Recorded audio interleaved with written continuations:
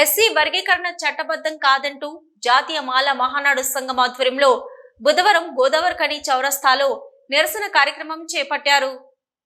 ఈ సందర్భంగా జాతీయ మాల మహానాడు సంఘం రామగుండం పట్టణ అధ్యక్షులు మాలెం మధు, టౌన్ అధ్యక్షులు పిట్టెల వెంకటి మాట్లాడుతూ ఎస్సీలను ఏపీ సిటీలుగా వర్గీకరించి ఆ రోజు బ్రిటిష్ వారు మనల్ని విభజించి పాలించినట్టుగా ఇక్కడ దళితులను కూడా విభజించి రాజ్యాధికారం దక్కకుండా రాజ్యాంగాన్ని కూడా లెక్క చేయకుండా రాజ్యాంగాన్ని మారుస్తూ అధికారాన్ని ఉపయోగించి న్యాయమూర్తులను కూడా ఒత్తిడి గురి చేసి ఎస్సీ ఏబిసిడికి సంబంధించిన బిల్లు పార్లమెంటులో కూడా అంగీకారం లేకుండానే తీర్పు చెప్పడం అనేది ఎస్సీలను బలహీనపరచడమే అన్నారు.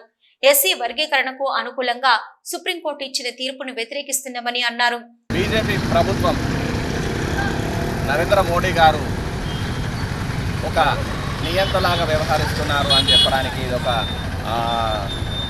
డైరెక్ట్ సూచన. ఇది అతను చెప్పకుండా వీళ్ళను కోర్టును కూడా తప్పుదోవ పట్టించి వాళ్ళను కూడా తన అండర్లో పెట్టుకొని డైరెక్ట్గా ఇట్లాంటి చేపించడం చాలా బాధాకరమైన విషయం.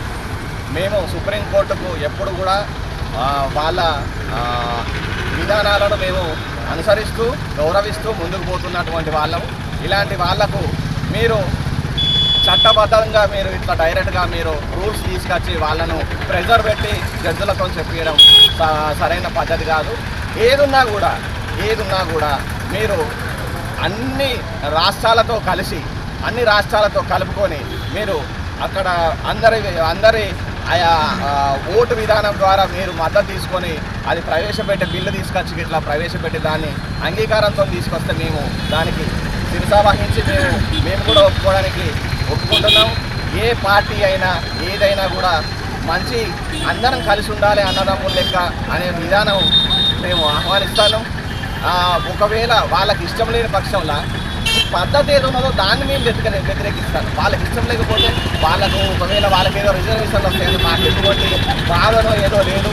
రేపటి రోజు వీళ్ళందరినీ ఉన్నత కులాలకు చెందిన వ్యక్తులు వీళ్ళందరినీ విడదీసి పాలించాలి అని చెప్పి బ్రిటిష్ వాళ్ళు ఎట్లా చూసిందో ఇప్పుడున్న పొజిషన్ కూడా మమ్మల్ని అందరినీ విడదీసి అన్నదమ్ములు లెక్క కలిసి ఉండేటోళ్ళని విడదీసి మళ్ళీ పాలించి వాళ్ళ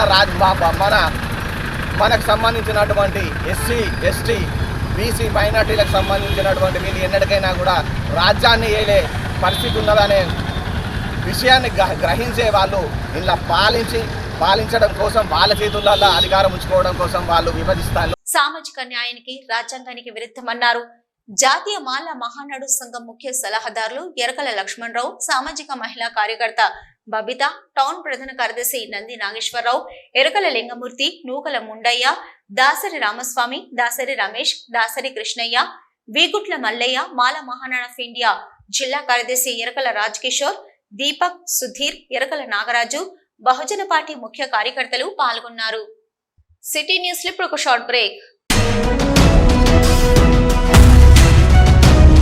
మొట్టమొదటిసారిగా గోదావరిఖని పట్టణంలో శ్రీ రుద్ర సత్యం బాబు పిల్లల హాస్పిటల్లో అడ్మిట్ అయి హెల్త్ కార్డు కలిగిన చిన్నారులకు క్యాష్లెస్ ట్రీట్మెంట్ చేయబడును.